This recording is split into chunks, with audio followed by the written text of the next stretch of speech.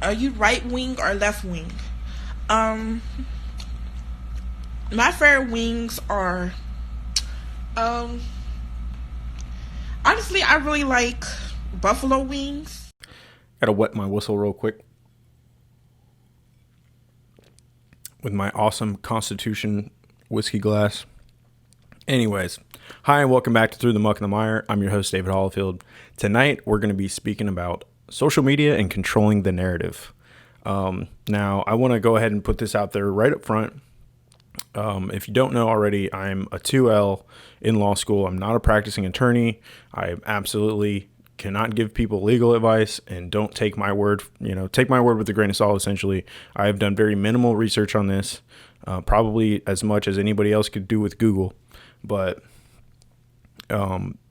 basically I wanted to dig into the section 230 of the CDA that everybody's been talking about and see if there are modern cases that have talked about, social media and free speech and, them essentially throttling or controlling what is posted on their platforms.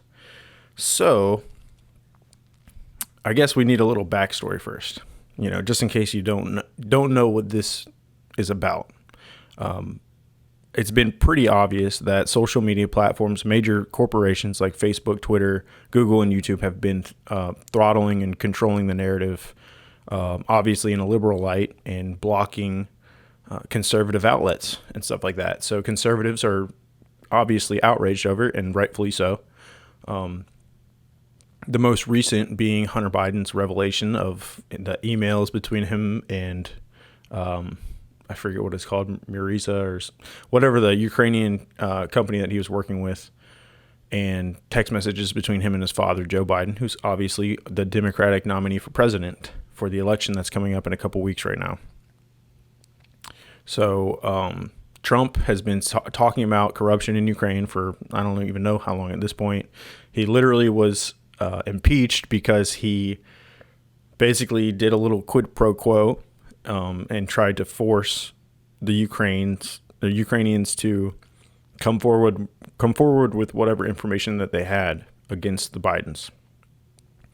I guess it didn't work like directly, but now this information has come out through apparently a laptop shop that Hunter Biden dropped his laptop at. And there is a smoking gun at this point. There's a smoking gun email that kind of points towards a corporation saying, basically, it was great to meet Joe. Can you have him basically do favors for us? And then we know that Joe did. I mean, he's probably guilty of exactly what they're talking about. So we don't need to get into the weeds on all that. But what I want to talk about is where do we go from here? And how should we feel about this? Especially as conservatives, like this, if you're a liberal and you're watching this, please do watch it because I want you to watch my videos, but, this is a conversation that I want to have with conservatives, and I feel like we can connect right here. There's a lot of, social issues that myself and conservatives won't probably see eye to eye on, but in this situation, I feel like my conservative side comes out, and, I feel like you can see where I'm coming from. So just listen up. This is a capitalist free market society, and you and I as conservatives love that about America, and we don't want that to change. We're actually running political ads against the Democrats because they're basically coming across as, socialists or communists or whatever. We don't want that. We want a free market capitalist society in the United States. We also want to keep our constitutional rights. Our constitutional right to free speech, obviously, is the First Amendment in the Constitution of the United States. It's very important. And traditionally, that right extends to corporations. So as conservatives who like free market capitalism and like the Constitution, and we like freedoms, personal liberties and freedoms for people and for privately owned corporations, I understand the outrage. I absolutely understand the outrage, but you have to ask yourself if you're being consistent with your own views when you basically are saying that the government should force Facebook, Twitter, YouTube, and Google and whoever else to show the content that you want to see, because they're privately owned corporations and they have a right to free speech. So that's not very conservative. It's not the small government that I know Republicans and conservatives traditionally want. And in my opinion, it violates free speech. And so when I did my little bit of legal diving, I came up with this. So on the left, you'll see social media and the First Amendment. And this is a breakdown of basically some of the controlling cases at the moment. And at the very bottom of the left side, you see that I believe that's pronounced Letitia versus Facebook. And that was a case decided in 2017, said that Facebook has a First Amendment right to decide what to publish and what not to publish on its platform. On the right, you see a breakdown of Section 230 of the CDA, which is the Communications Decency Act. The federal code is right there for you, 47 U.S.C. Section 230, if you want to look it up for yourself. And this is a breakdown of what the code was intended for. And essentially, it's broken down into two parts. The first one was saying that, I'll just read it. Thus, an important purpose of the CDA was to encourage internet service providers to self-regulate the dissemination of offensive material over their services. And that they're basically saying they want self-regulation on these media platforms. And the intended purpose of this was for companies like Facebook to be able to prevent basically like pornography and offensive language and stuff like that from children. That's what that was intended for. And then it goes on to say a second objective of the CDA was to avoid the chilling effect on internet free speech. And so when we look at that, basically everybody's saying that the CDA shouldn't protect Facebook because they are, I guess, like they're a media platform that is supposed to fairly provide, I guess, the news to everybody, which I don't really understand that argument. And the CDA essentially says the bare minimum purpose of that is not to protect social media from this type of litigation that's coming up right now. Basically, it was saying that if a third party gets on Facebook, and that the Letitia versus Facebook case is specifically, she was a professional adult actress, if you want to say, and somebody accused her of being a transsexual. And it took Facebook like 6 months for them to take it down, to take down the comments. There was a defamatory comment. She ended up suing that guy and won in court. But then she tried to sue Facebook for not taking the comment down. And basically under the CDA, the government said, Facebook is not liable for what a third party says about you on their platform. And they also have the right to control what they post and don't post on their platform. So if they didn't want to remove it, even if it was a malicious comment or something like that, they don't really have to. They're not required to. So that's what the CDA says. I'm not really sure why everybody's talking about it so much, because it doesn't really seem applicable here. There's another case, Johnson v. Twitter, which I think is not finished yet, but that was, I believe, like a white supremacist or alleged white supremacist that is suing Twitter for banning them from Twitter. And it's probably going to end up the same way. Twitter or Facebook, whoever has these allegations brought against them, is going to be able to get their cases dismissed on the First Amendment. And that's literally what happened on the Facebook case versus Letitia. It got dismissed because of First Amendment free speech rights. And that's and this brings me to another point. It's the law. This is how the law has been interpreted. The First Amendment is the supreme. The Constitution is the supreme law of the land.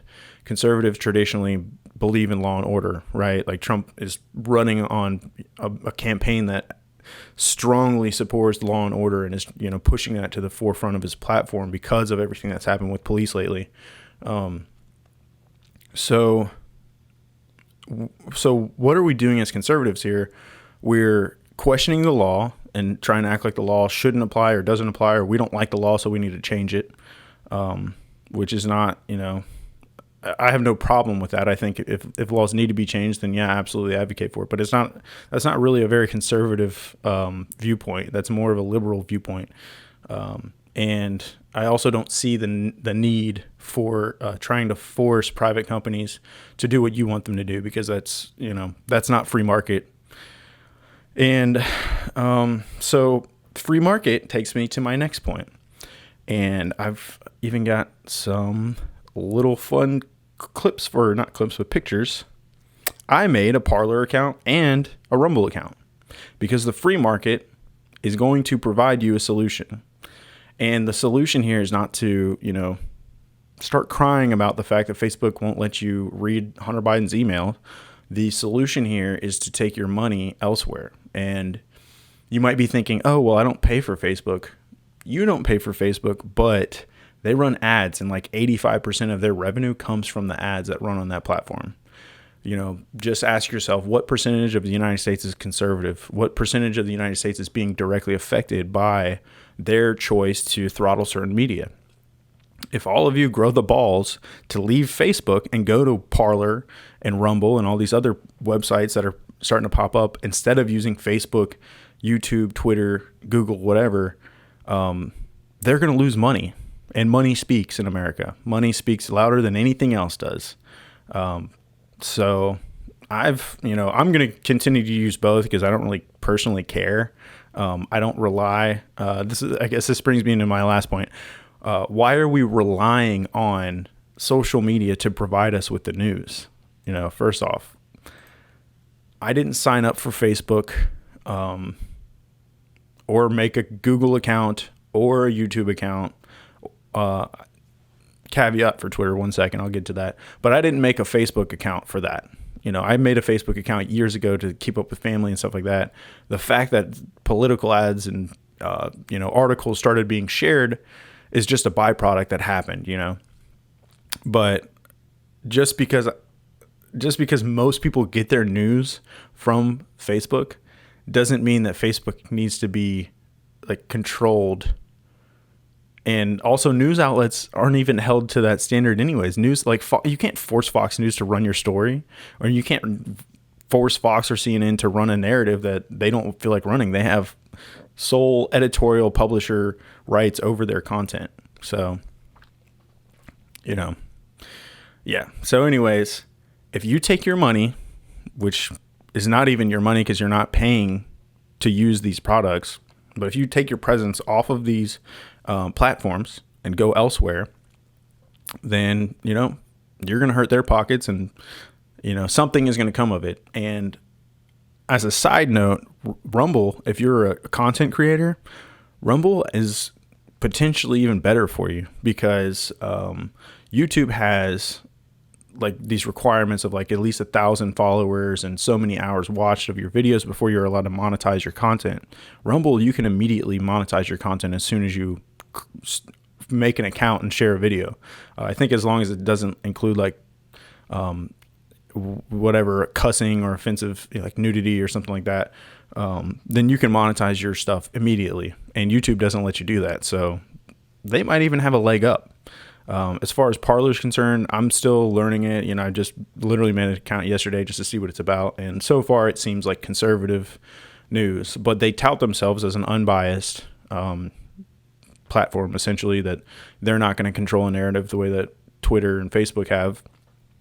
So right now it's kind of a conservative echo chamber, but because they tout themselves as unbiased, there's nothing stopping liberals from getting on there too. So if a liberal is still watching this, I recommend that you do get on Parler, check it out, and maybe hang around for a while, because I think that if somebody did come out with that type of platform, and it actually does end up being a straight up free speech platform, essentially, I think that would be good for public recourse. But yeah, I think that's pretty much all I got for you. Let's just be consistent in our views and not try to force private people or private companies to do something that they don't want to do, and let the free market provide. It's that simple. So thanks for listening.